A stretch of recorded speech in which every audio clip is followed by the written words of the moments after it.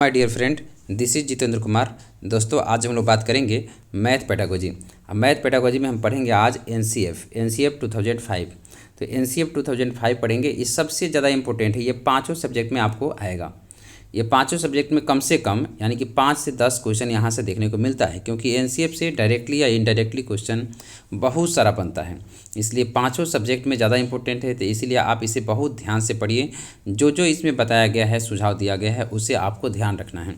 अगर आप इसे एक बार अच्छे से पढ़ लेते हैं तो आपको मैथ पेडागोजी में 15 में से 13-14 तो निश्चित है, और एक बार दोबारा देख लेते हैं तो 15 में 15 भी आ सकता है। वो आपके ऊपर डिपेंड करता है। और इसे आप पूरे ध्यान से लास्ट तक देखिए, ठीक है। मैथ पेडागोजी सबसे ज़्यादा प्रॉब्लम होता है बच्चों को। कंटेंट तो सभी कर लेते हैं, लेकिन पेडागोजी में ज़्यादा दिक्कत होता है। ये मैंने जो 6 महीना के दौरान जो पढ़ाया है बच्चों को, वही नोट्स आपको जो है ना, ये फ्री में पढ़ा रहा हूँ, ठीक है। और फ्री में अगर आप कहेंगे तो नोट्स भी आपको मिल जाएगा, अगर आप मुझे इस नंबर पे मैसेज करते हैं तब 8740861724। अगर आप इस पर मैसेज कर देंगे तो आपको नोट्स भी फ्री में उपलब्ध करा दिया जाएगा। चलिए देखते हैं दोस्तों। अगर इस चैनल पे आप न्यू हैं तो इस चैनल को ज़रूर सब्सक्राइब कर लीजिए, क्योंकि इसी तरीके का आपको मैराथन क्लासेस मिलेगा सबका, ठीक है। इसके बाद जो है ना, और भी सब्जेक्ट का इस पर मैराथन क्लास मिलेगा। अभी तो मैथ का मैं दे रहा हूँ। इसके बाद कंटेंट, जितना भी कंटेंट तो होगा, कंटेंट के बाद भी कि जितना भी पूछा गया क्वेश्चन है वो सारा आपको इसी के चैनल के माध्यम से कराया जाएगा, जो 2022 में पूछा गया है। तो चलिए देखते हैं। यह है एनसीएफ 2005, राष्ट्रीय पटचर्या रूपरेखा 2005। तो इसका फुल फॉर्म आपको याद रखना है, नेशनल करिकुलम फ्रेमवर्क। कभी कभी पूछ लेता है, एक बार ऑफलाइन में पूछा भी है, राष्ट्रीय पटचर्या रूपरेखा 2005, ठीक है। अब समझते हैं कि एनसीईआरटी का भी थोड़ा देख लेते हैं, क्योंकि एनसीईआरटी ही ज़्यादातर ये चीज़ें बनाती है, जो जो है आपका करिकुलम बनाती है। तो एनसीईआरटी का full form national council of education and research training, राष्ट्रीय शैक्षिक अनुसंधान और प्रशिक्षण परिसर। अब राष्ट्रीय पटचर्या निर्माण निर्देशक देखते हैं। पटचर्या निर्माण निर्देशक में यानी क्या क्या निर्देश दिया गया है, ये है निर्देश होना चाहिए, यहाँ पे का हट जाएगा। इसके बाद यहाँ देखिए, अब पढ़ते हैं इसमें, यही आपको मेन है, ज्ञान को स्कूल के बाहर के जीवन से जोड़ना। सही बात है। अगर देखिए, हमेशा ये आएगा पांचों सब्जेक्ट में। पढ़ाई को रटंत प्रणाली से मुक्त किया जाए, यह सुनिश्चित करना। इसके बाद पटचर्या को इस तरह से निर्माण किया जाए जो कि बच्चों को चौमुखी विकास हो, चौमुखी विकास का अवसर प्राप्त हो, अर्थात पाठ्य पुस्तक केंद्रित बनकर न रह जाए। सही बात है। सिर्फ पाठ्य पुस्तक केंद्रित न बन जाए, चौमुखी विकास होना चाहिए। जैसे संवेगात्मक हो गया, इसके बाद उसकी मानसिक हो गया, शैक्षिक विकास हो गया, सभी पहलू जो है ना, उसको चारों तरफ से विकास होनी चाहिए। इस तरीके से आपको पटचर्या का निर्माण होनी चाहिए। ये कौन बोला है? एनसीएफ ने सुझाया है, एनसीएफ 2005 ने। परीक्षा को अपेक्षाकृत अधिक लचीला बनाना है। लचीला का ये मतलब है कि बच्चा के जो ज़रूरत है उसके हिसाब से अपने मेथड को चेंज कर देना, यानी कि आप पटचर्या में चेंज लाना, जो भी उसकी सुविधा है उसके अनुसार से बच्चों के अनुरूप चलना है, उस गतिविधियों से जोड़ा जाए, इस तरीके का माहौल निर्माण किया जाए। कह रहा है ऐसी माहौल का विकास करना जिसमें प्राकृतिक प्रजातांत्रिक व्यवस्था या अंतर्राष्ट्रीय चाहे राष्ट्रीय चिंताएं समाहित हो। इसका मतलब हुआ कि आपको पूरी खुली छूट देना है बच्चों को। प्रजातांत्रिक मतलब क्या? प्रजा का राज हो, जैसे उसमें बच्चे का राज हो क्लास में। और अंतर्राष्ट्रीय यानी कि अंतर्राष्ट्रीय का राष्ट्रीय चिंताएं समाहित हो, यानी कि बच्चा देश के बारे में सोचे, ठीक है। इस तरीके का जो है ना पटचर्या निर्माण हो, क्योंकि उससे क्या होगा, जब बच्चा देश के बारे में सोचेगा तो उसका ग्रोथ ज़्यादा होगा। वो खुद में सिर्फ अपने बारे में सिर्फ कम सोचकर देश के बारे में ज़्यादा सोचेगा, जिससे जो है ना देश का भी विकास होगा और बच्चे का ज़्यादा विकास होगा अपेक्षाकृत। चलिए इसी तरह देखते हैं 6 नंबर, सामाजिक सांस्कृतिक अर्थात विवेचनात्मक परिप्रेक्ष्य को विकसित करने वाली प्रक्रियाओं को पटचर्या में स्थान देने की आवश्यकता है। विद्यार्थियों के लिए जितना ध्यान विषय वस्तु कंटेंट पर देना चाहिए, उससे ज़्यादा जो है सहभागिता, क्षेत्र अवलोकन, अन्वेषण मतलब खोज, विश्लेषणात्मक विचार विमर्श आदि पर उतना ही महत्वपूर्ण है। ये सारा पॉइंट जो है ना बहुत ही इंपॉर्टेंट है। यही पॉइंट सब पॉजिटिव पॉइंट बनता है, ठीक है। पॉजिटिव टैगवर्ड आप देखते हैं, यही सब आपको पॉजिटिव टैगवर्ड बन जाता है। इसके बाद अगला देखते हैं 8 में, ज्ञान का निर्माण में विद्यार्थियों को सहभागिता, रचनात्मक सोच, जिज्ञासा, प्रश्न पूछने की आज़ादी, ये सब होनी चाहिए। शिक्षा कि राष्ट्रीय व्यवस्था को बहुलतावादी समाज में मजबूती प्रदान करना चाहिए। कहने का अर्थ है अगर कोई बच्चा पढ़ लिख लेता है तो उसे गांव में इज्जत प्रतिष्ठा मिलनी चाहिए, तभी वो पढ़ेगा, नहीं तो पढ़ेगा क्यों। इसीलिए आपको जो है ना इसमें मजबूती प्रदान होना चाहिए बहुलतावादी में। संविधान में उल्लेखित मूल्य जैसे सामाजिक न्याय, समता, धर्मनिरपेक्ष आधारित पर पटचर्या का निर्भर जो है ना पटचर्या पर निर्भर करना चाहिए। कहने का अर्थ है धर्मनिरपेक्ष होना चाहिए, सभी धर्म के लिए समान होना चाहिए या सबके लिए समान होना चाहिए। ठीक है, अगला है गणित विषय के संबंध में कुछ देखते हैं। गणित विषय के संबंध में क्या बोला गया है। विद्यालय गणित का परिप्रेक्ष्य राष्ट्रीय पटचर्या रूपरेखा 2005 में इस आशा के साथ बनाया गया कि प्रत्येक विद्यार्थी के गणित में उसके अधिकार के रूप में देखा जाए। विद्यार्थी उन्नतपूर्वक गणित को अधिगम कर सके, इसमें अमूर्त जो है चिंतन कर सके, आधारभूत संरचना और पारस्परिक संबंधों का अनुभव करने में क्षमता हासिल कर सके। ये सभी ध्यान रखना है। बच्चा जो है ना एक दूसरे से सीख सके। ठीक है, अमूर्त चिंतन कर सके। गणितीकरण का मतलब है दिमाग में जो है ना हमेशा थॉट प्रोसेस ऐसा हो, लॉजिकल सोच सके, इसलिए गणित को रखा गया। गणित शिक्षण का मुख्य लक्ष्य औपचारिक एवं यांत्रिक प्रक्रियाओं का ज्ञान प्रदान करना न होकर गणितीकरण होना चाहिए। गणितीकरण का अर्थ है कि बच्चा जो है ना गणित में सोच सके, तर्क कर सके, लॉजिकल जो है ना लॉजिकल सोच सके। अगला देखते हैं गणित की शिक्षण में बच्चों की तार्किक सोचने की, अमूर्तनों की निर्माण एवं दृष्टिकरण की क्षमता का विकास होना चाहिए। अमूर्त चिंतनों का विकास होना चाहिए, सिर्फ इतना समझिए। गणित का दायरा विस्तृत करने एवं इसे दूसरे विषयों के साथ जोड़ना चाहिए। इससे भी सवाल पूछ चुका है कि गणित को जो है ना कला, संस्कृत, इस सभी विषय से जो है ना जोड़ना है। ठीक है, इसके बाद एनसीएफ के अनुसार कक्ष में पाठ्य सामग्री क्रियाएं। ठीक है, अब देखते हैं इसका पाठ सामग्री क्रिया क्या है, क्लास में कैसे पढ़ाना चाहिए। एनसीएफ पटचर्या एवं समूह चर्चा पर बल दिया है, सही बात है। एनसीएफ ने पटचर्या एवं समूह चर्चा पर बल दिया है। इसके बाद एनसीएफ ने नाटक प्रस्तुति, वाचन, गायन आदि पर बल दिया है। एनसीएफ ने पोस्टर, चित्र, स्वयं आरेख पर सामने बल दिया है। एनसीएफ ने सामुदायिक गतिविधियाँ, सांस्कृतिक, साहित्यिक गतिविधियों पर बल दिया है। ये सभी पॉजिटिव टैग वर्ड है। अगला देखते हैं 5 नंबर। एनसीएफ ने सामुदायिक गतिविधि, सबसे ज़्यादा सामुदायिक गतिविधि से आता है, तो ये आप ध्यान रखिएगा। इसके बाद एनसीएफ ने खेलकूद, एनसीसी, एनएसएस गतिविधियों पर भी बल दिया है। एनसीएफ ने भ्रमण, क्लब गठन जैसी गतिविधियों पर भी प्रकाश डाला है। ये सभी आपको ध्यान रखना है एनसीएफ के बारे में।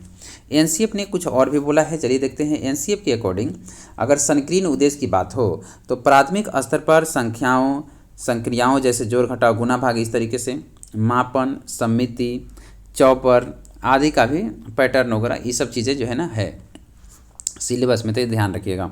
जबकि उच्च उद्देश्य के बारे में कहेंगे तो ये अमूर्त चिंतन का विकास करना इसमें है। अमूर्त से मूर्त की तरफ चलते हैं। इसमें इसके बाद समस्या समाधान का कौशल विकसित करना है, जैसे अनुपात हो गया, ज्यामिति हो गया, क्षेत्रमिति हो गया, बीजगणित आदि का शिक्षण कराते हैं। गणित की भाषा, दोस्तों ये दूसरा चैप्टर आ गया। एक और चैप्टर है गणित की भाषा, अब इसको हम पढ़ेंगे। गणित की भाषा चलिए देखते हैं।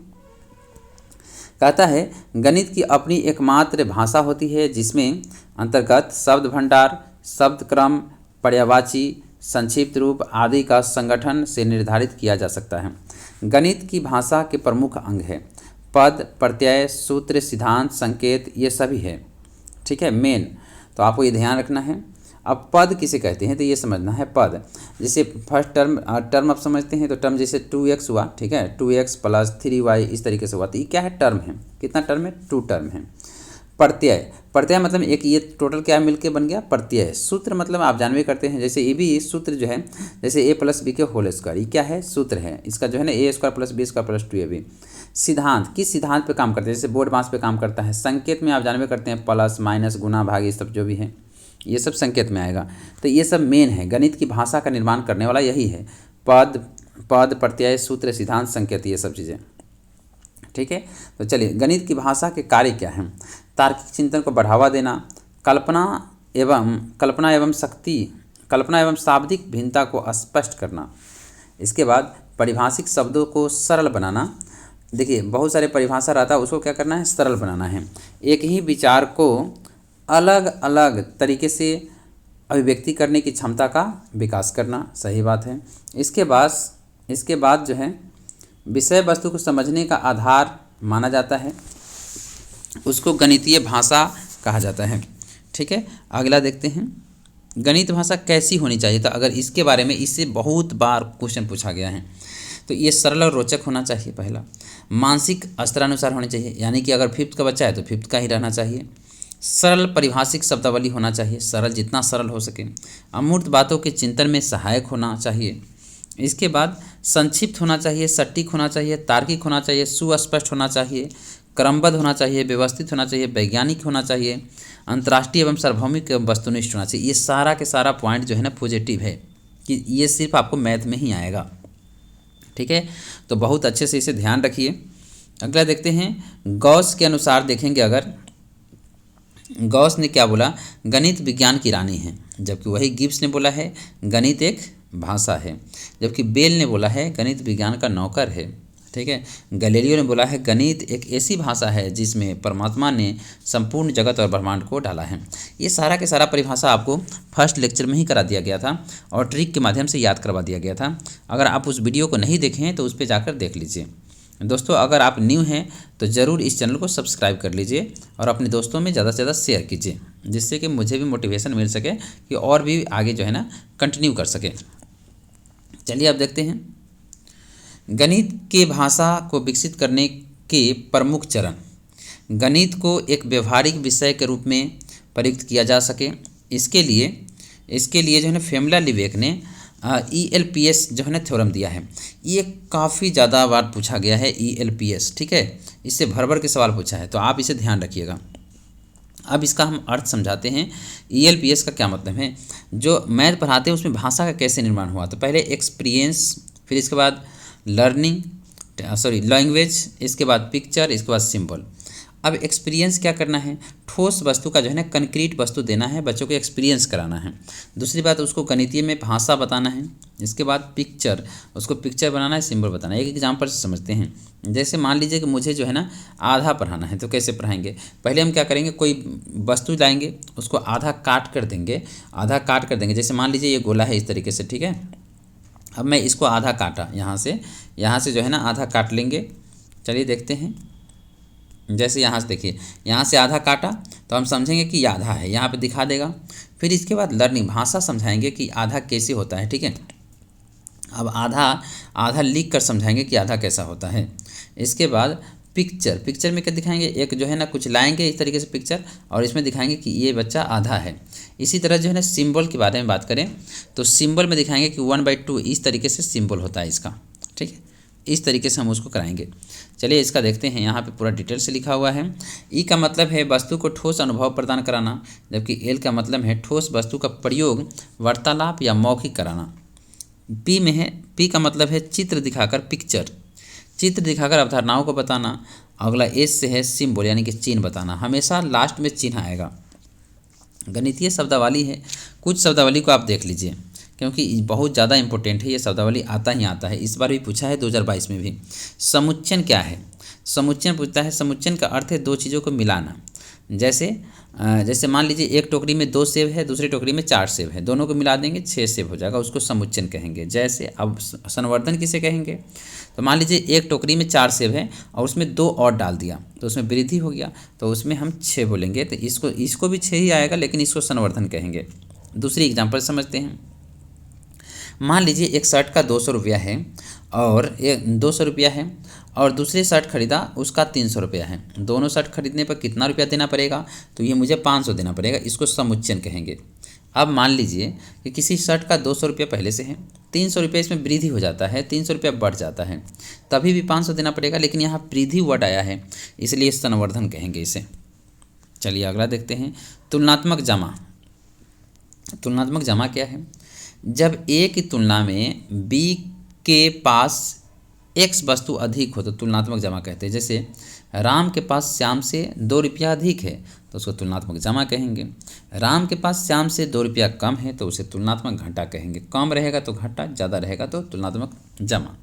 ठीक है, ध्यान रखना है। अगला है एक्सियोम। इसको देखते हैं। ऐसे स्टेटमेंट जिसको यह सच मान लिया जाता है उसको हम कहते हैं एक्सियोम या अभिगृहित कहते हैं। ठीक है, ये ध्यान रखिएगा। तो अभिगृहित में क्या है, जैसे 5 + 2 7 होता है, लेकिन मुझे तो पता नहीं है कि कैसे प्रूफ किया जाता है। नहीं तो प्रूफ होता है, जो पहले से आ रहा है वो मान लिया, इसीलिए इसे हम कहेंगे अभिगृहित। अगला देखते हैं, प्राथमिक स्तर पे जो है ना मापन का कुछ तरीका है। तो पहला जो है ये आपको ए ले लीजिए और यहाँ पे 1 होगा। 1 में है तुलना करना, 2 में है आपका प्रमाणिक मापों का प्रयोग करना, सॉरी अप्रमाणिक मापों का प्रयोग करना, जैसे बिता, हाथ, इस सब से जो है ना हम करते हैं। पहले तुलना करते हैं, तुलना करके छांट लेते हैं कि कौन बड़ा है कौन छोटा है। फिर इसके बाद ये करते हैं। फिर तीसरा में क्या करता है, प्रमाणिक मापों का प्रयोग करते हैं। ठीक है, प्रमाणिक मापों का प्रयोग करते हैं। चौथा में करते हैं, ये 4 नंबर हो जाएगा। ठीक है, चौथा ये हो जाएगा 3। तो प्रमाणिक, अब यहाँ प्रमाणिक मापों का प्रयोग हो गया। इसके बाद प्रमाणिक इकाई को विकसित करते हैं, जैसे मीटर, सेंटीमीटर, किलोमीटर, ये सब करते हैं। चलिए जीन पियाजे का देखते हैं। जीन पियाजे के बारे में कहता है बच्चा सबसे पहले संख्याओं को संरक्षण सीखता है, उसके बाद लंबाई सीखता है। ठीक है, उसके बाद भार सीखता है, उसके बाद आयतन सीखता है। तो ध्यान रखिए क्रम से, पहला जो है पहला संख्या सीखता है 1 में, दूसरा लंबाई, तीसरा भार, चौथा में आयतन। इससे सवाल पूछ चुका है इसमें 2022 में। इसके बाद अब कुछ अक्षमताएं होती है वो देख लेते हैं। गणितीय अक्षमताएं रहती है उसे डिसकैलकुलिया कहेंगे। अब डिसकैलकुलिया कहेंगे, ध्यान रखना है। इसी तरह अगर पढ़ने में दिक्कत हो तो पढ़ने में दिक्कत हो डिसलेक्सिया कहेंगे, जैसे लिखने में दिक्कत है तो डिसग्राफिया कहेंगे, बोलने में दिक्कत है डिस्फेजिया कहेंगे। ठीक है, तो इस तरीके से आप ध्यान रखिएगा। गणित की लंबी आकृति का क्या मतलब है, एक संकल्पना पे दूसरी संकल्पना बनाना। जैसे मान लीजिए हम एक कंसेप्ट किसी बच्चे को बता रहे हैं, दूसरा बच्चा खुद से जो है ना बना लेता है, तो उसे हम कहेंगे गणित की लंबी आकृति। अंक गणित के 4 मूलभूत ये है मूलभूत संक्रियाएं हैं, जैसे प्लस, ठीक है, योग, व्यकलन, गुणा और भाग, ये आप भी जानते हैं। वैदिक गणित का प्रयोग कहाँ किया जाता है, तो कौशल में और गणित गति प्रदान करने में। ठीक है, आप देखते होंगे वैदिक गणित से कैलकुलेशन फास्ट होता है, तो वहाँ गति प्रदान कर सकते हैं। और काफ़ी ज़्यादा कौशल किसे कहते हैं, जो बार बार प्रैक्टिस से आता है उसे हम कौशल कहते हैं। ठीक है, अगला देखते हैं। जी में कहता है एक संख्या को दशमलव निरूपण समझने के लिए क्या जरूरी है, तो यहाँ स्थानीय मान की जरूरत पड़ेगा। स्थानीय मान अगर समझ गए तो उस दशमलव संख्या आप समझ जाएंगे। अगला है कक्ष में गणित की भाषा पढ़ाने का क्रम क्या है, तो इसमें देखते हैं। पहला है रोज़मर्रा की भाषा पढ़ाना, इसके बाद गणितीकरण की स्थिति का भाषा, समस्या समाधान की भाषा और प्रतीकात्मक भाषा। प्रतीक लास्ट में आएगा, रोज़मर्रा की भाषा ऊपर आएगा, बीच में गणितीकरण का होगा, समस्या समाधान का होगा, ध्यान रखिएगा। अगला है NCF 2005 में कथाकथित रचनावाद तो आएगा ही आएगा, उस पर बल दिया गया है। इसका क्या अर्थ है, चलिए इसी तरह देख लेते हैं। अर्थपूर्ण अधिगम के अंतर्गत बच्चों द्वारा अपने ज्ञान का निर्माण में स्वयं शामिल हो, यह विद्यार्थियों को सक्रियता से व्यस्त रखकर क्रियात्मक रूप से होता है। स्कूल को इसके लिए बच्चों को हर संभव अवसर उपलब्ध कराना चाहिए कि बच्चा ज़्यादा से ज़्यादा सक्रिय रहे, एक्टिव रहे, जैसे क्रियाकलाप में भाग लेकर, ठीक है, बच्चा खुद रोल प्ले करे, इस तरीके का। अगला है सकारात्मक रूप से भाग लेने के लिए आवश्यक है कि छात्र खोजबीन करे, पूछताछ करे, अन्वेषण करे, वाद विवाद करे, अनुप्रयोग करे, ठीक है, एवं चिंतन करे। ये सभी जो है ना पॉजिटिव टैग वर्ड है, जिसका अर्थ है पूर्ण समझ विकसित हो जाए, अवधारणा को आत्मसात करने का तथा नए विचार को रचना कर सके, उसे हम क्या कहेंगे, रचनात्मक। दोस्तों यकीन मानिए रचनात्मक से कम 4 या 5 सवाल जो है ना सभी जो है ना शिफ्ट में पूछा गया है, तो आप ध्यान रखिएगा। अगला चैप्टर जो आएगा निदानात्मक और उपचारात्मक, इसे अगले लेक्चर में हम देखेंगे। दोस्तों अगर आप इस चैनल पर न्यू हैं तो इसको ज़रूर सब्सक्राइब करें, अपने दोस्तों में शेयर करें। जय हिंद।